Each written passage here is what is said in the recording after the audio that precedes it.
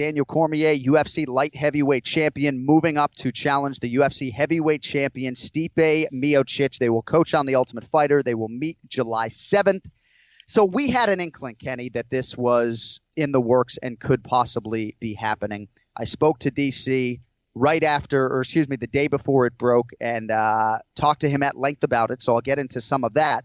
You and I had a little bit of a disagreement last week, I guess, as to the merits of a fight between DC and Stipe.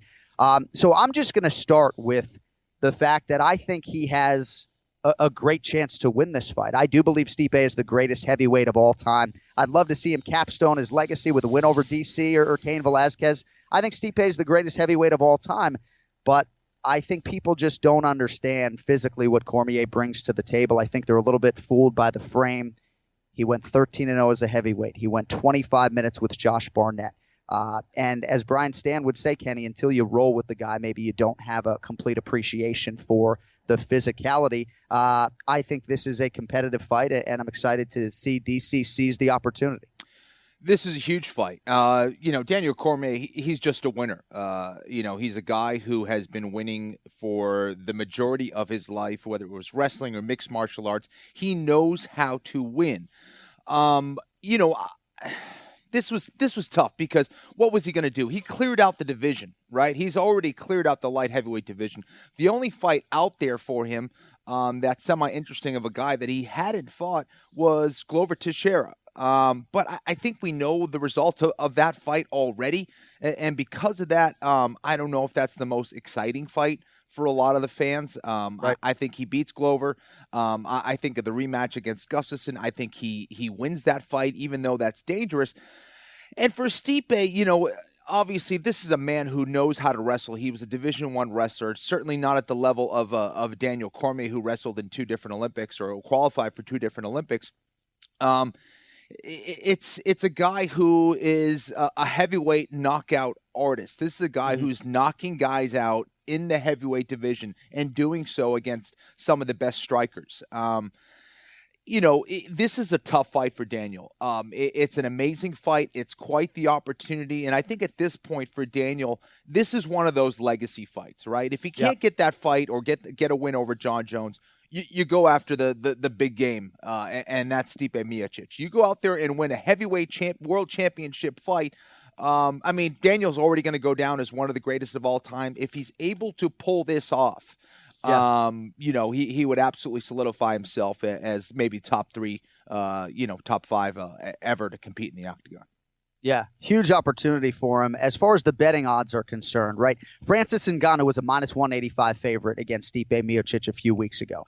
That is the price that Stipe is at now against Daniel Cormier. If Stipe was fighting Cain Velasquez, I think it would be closer. But given Cain Velasquez's layoff, I still think you're looking at Stipe in that -150 range, Kenny. Right? I agree. So it's a little bit more pronounced with Cormier, as you would expect. I want to talk about the alternative for Daniel Cormier. If this fight doesn't materialize, right? If Francis Ngannou beats Stipe and those two run it back, this was the perfect storm. They were competing on the same card at UFC 220. Both men got the desired result to make this happen. But this easily could have been nowhere near the table.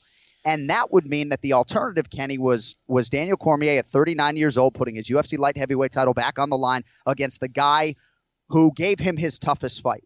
Obviously, the John Jones fight, certainly in January of 2015. But October of 2015 at UFC 192, Cormier versus Gustafsson, this is the fight that DC talks a lot about. And that was going to be the next fight. And I'm not going to sit here today and say unequivocally that I believe the Gustafsson fight is more dangerous than the Stipe fight for Daniel. But there's certainly an argument to be made. Dominic Cruz would make it, not just because Gustafsson is his teammate. I just think a lot of us see a lot of different variables for the Cormier-Gustafsson rematch. We see Gustafsson as a guy who kicks to the head, has a lot of different ways to win, has an easier cut down to 205 pounds than a 39-year-old Daniel Cormier presumably would have. And I just see all of those factors measuring up to a big ask and a pick'em fight between Cormier and Gustafsson in their rematch. So I just don't know that the alternative is a picnic. And that's why I just think for Daniel, not only was this Stipe fight appealing, But I got to think in some respect, putting that Gustafsson rematch off and maybe even with finality was appealing too. Yeah, no, absolutely. And let's talk about risk reward, right? I mean, what would he have to gain in winning a rematch against Gustafsson as opposed to winning a fight against Stipe Miocic? First of all, you talk about the risk and reward in regards to what he has accomplished. He has the ability to win 2 belts, to do it in the heavyweight division. And obviously the Stipe fight is going to garner a lot more money and attention than the rematch against Gustafsson. So for that, I like the fight. I still think this is a very dangerous fight for Daniel. This is the most dangerous fight of Daniel Cormier's career. Just based on the punching power of Stipe Miocic and on the momentum that he has here. Now, if this fight doesn't materialize, I would imagine that the UFC would have Cain Velasquez maybe on the back burner or maybe ready and waiting. Hopefully he stays healthy. That's another fight I would like to see happen.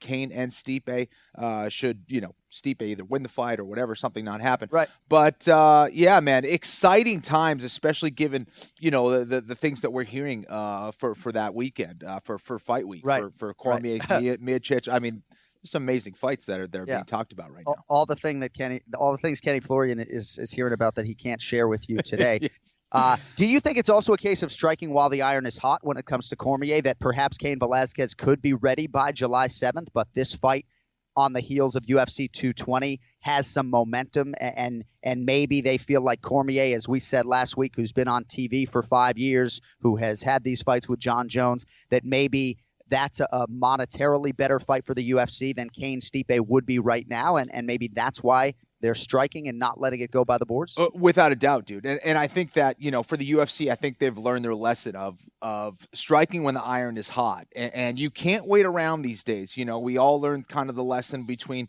Ronda and Holly when they wanted to do the rematch, and, things were delayed and that fight never happened, never materialized in the rematch. And, that would have been a huge money fight. I think they're realizing that they have to get these big fights as soon as possible.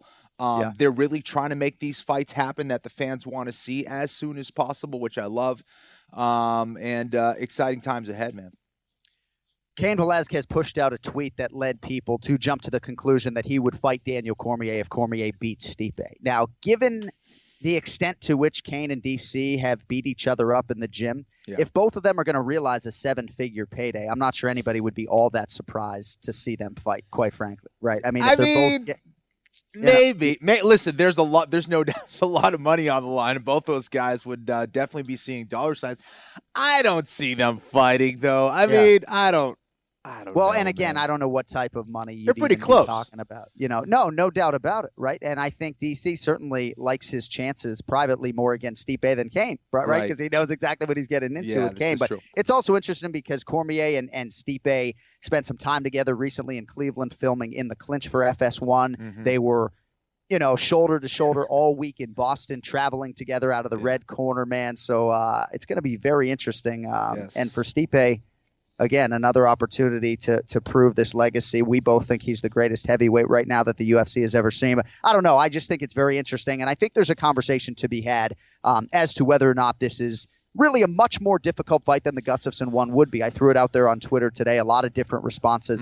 But, some people are saying to me, this is Gastelum Bisping all over again. I mean, it's like, what are you talking about, right? It's like, and I was saying sort of to be funny, Redman has this line at the end of one of his rap songs. It says, if you don't know what I'm talking about, figure that shit out when you get home. Laugh now and then figure that shit out when you get home. So when I pose the question, Kenny, who's a more dangerous fight, Gustafsson or Stipe? I say laugh now, figure the shit out when you get home, meaning go watch UFC 192 and tell me that Gustafsson isn't a real problem for Daniel Cormier. Stipe doesn't even kick.